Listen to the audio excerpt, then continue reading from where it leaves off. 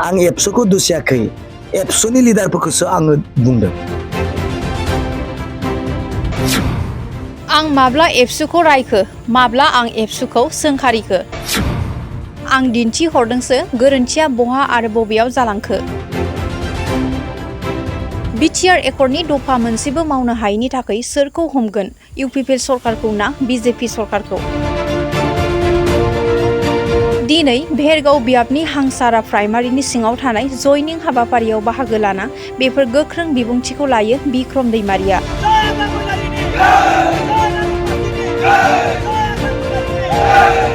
एबसुखौ आं सोंखारियाखै एबसुनि दैदेनगिरिफोरखौसो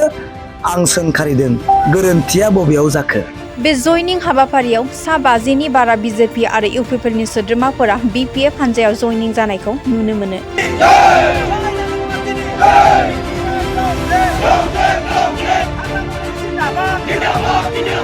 जोंहा दिनै आरो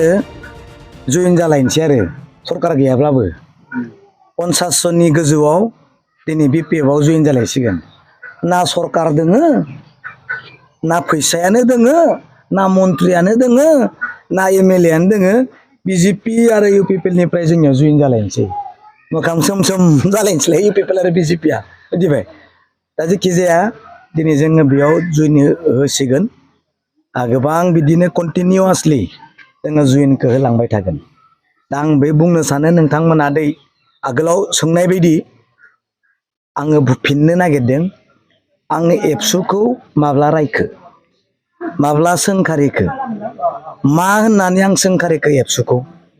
आं दिनै दिन्थिहरदोंसो गोरोन्थिया बबेयाव जाखो माबोरै जाखो आरो माबायदि गोरोन्थि नुजाखो आं बेखौसो बुंदों थांनाय समाव बिटिआर एकर्डनि दफाखौ मावफुंनो थाखाय दुलाराय बर' फरायसा आफादा बिजेपिनो भट होहोदोंमोन होननासो आं बुंदों नङा होमबा बिटिआर एकर्डनि दफाखौ बड'फानि सिमांखौ जाफुंहोनो थाखाय जोंहा बिजेपिजों थाफानानै भट होनांगौ दिलीप शइकिया बिथांखौ बिश्वजित दैमारि बिथांखौ देरहाहोनांगौ होननानै सोर बुंदोंमोन राजनितिक पार्टियाथ' बुंखागोनानो नाथाय एबसुआबो एबसुनि दैदेनगिरिफोराबो दिनै बे खोथाखौ बुंनानै केम्पेइन खालामदोंमोन नाथाय दिनै बिटिआर एकर्डनि दफाया जिहेतु मोनसेबो जाफुङाखैसै दा दाया सोरनि जागोन इउपिपिएलनि ना बिजेपिनि दिनै मावफुंनांगौआ सोरनि दायित्व बिजेपिनि नङा होमबा बिजेपियासो इउपिपिएलनि जिथु मेनिफेस्ट'आव थानाय एकर्डआव थानाय दफाफोरखौ आसाम सरकारनि बिजेपिनि नेताफोरासो मावफुंनांगौ दा मावफुंनो हायाखैब्ला दाया सोरनि बिजेपिनि दाय नङा होमबा आरो जुदि मावफुंनो हायाखैसैब्ला बिटिसिआव बिजेपिया सोर दोङो बिश्वजित दैमारि सार नङा होमबा बिश्वजित दैमारि सारमोनानोथ' मावफुंनांगौ प्रमद बर' मावफुंनो हायासै दे नङा होमबा अब्ला दिनै बिश्वजित दैमारि सारा मावफुंनांगौ ना मावफुंनाङा आं दिनै बेखौसो बुंदों दिनै बिश्वजित दैमारि सारा एसेबां गोजौ मासियाव जिरायनानै बिटिआर एकर्डनि दफाखौबो मोनसेबो जुदि बिजेपिनि सुप्रिम लिडार जानानै जुदि मावफुंनो हायाखैसोबालाय रायजोआ बेजों मा खामानि दं नङा सेंग्राफोर रायजोआ बिथांजों मा खामानि दं आरो दिनै बिटिआर एकर्डनि दफाखौ एबसुआ लुबैनाय बायदि रायजोखौ खावलायनाय बायदि मावफुंनो हायाखैसैब्ला नोंसोर दिनै बिजेपि आरो दिनै एबसुजों सोमोन्दोआ मा दं बुंनो हादोंना हायाखै सोंखारिनो हादोंना हायाखै दिनै नोंथांमोनखौ अननानैनो नोंथांमोनखौ दिनै जोङो सनमान होनानै जोङो बिश्वजित दैमारि बिथां सारखौ दिलीप शइकिया सारखौ जोङो दिनै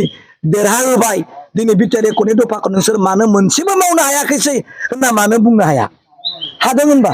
एबसुआ दिनै बुंनो हादों होनबा स्कुल कलेजखौ दिनै मास मोनसेबो मानो प्रभिन्सियेलाइज खालामनो हायाखैसै एबसुआ बुंनो हादों होनबा दिनै जोंनि स्कुल बर' स्कुलफोरखौ मानो दानखो नोंसोरखौ जोङो दिनै माबा हरदोंमोन बेरा हरदोंमोन मानो दानखो एबसुनि दैदेनगिरिया दिनै बुंनो हादों होनबा हादों बिजेपिनि दैदेनगिरिफोरखौ दाख्राय दाख्राय बुंनो हादों होनबा हायाखैना देरहाहोनायाथ' एबसुआनो देरहाहोदों एबसुआनो देरहाहोदों दिलीप शइकिया बिथांखौ एबसुआनो देरहाहोदों बिश्वजित दैमारि सारखौ बिजेपिनि दैदेनगिरि दिनै स्पिकार बियो आसामनि सुप्रिम लिडार बेखौ देरहाहोनायाबो दिखुन एबसुआनो देरहाहोदों देरहायाखै होनबा अब्ला दिनै रायजोनि खाथियाव नों दा माबोरै थांगोन दिनै सुथुरा सोर दिनै बे बिटिसिनि सुथुरा सोर BJP, UPPL, Kongres, na BPF. Soर सुथुर दिनै जा मिथिखागौ बिनिखायनो दिनै रायजा हजागता जाबाय दिनै UPPL आरो BJP खौ नागारनानै BP आव दले बले दिनै जयेन जाबाय आरो जुलाइआव जों बिराद गिदिर रेलि होनानै जों 1000 इउथफोरखौ जोङो BPF नि समर्थन लानानै जोङो रेलि होनो थांगासिनो दङ दाखालिनिया एसे ट्रेलारमोन आरो बिनिखाय बांसिन गिदिर रेलि होनानै जों बे भेरगाव समस्तिखौ गोमसार होनो जों थांगासिनो दङ आं एबसुखौ दुसियाखै एबसुनि लिडारफोरखौसो आङो बुंदों एबसुखौ आं सोंखारियाखै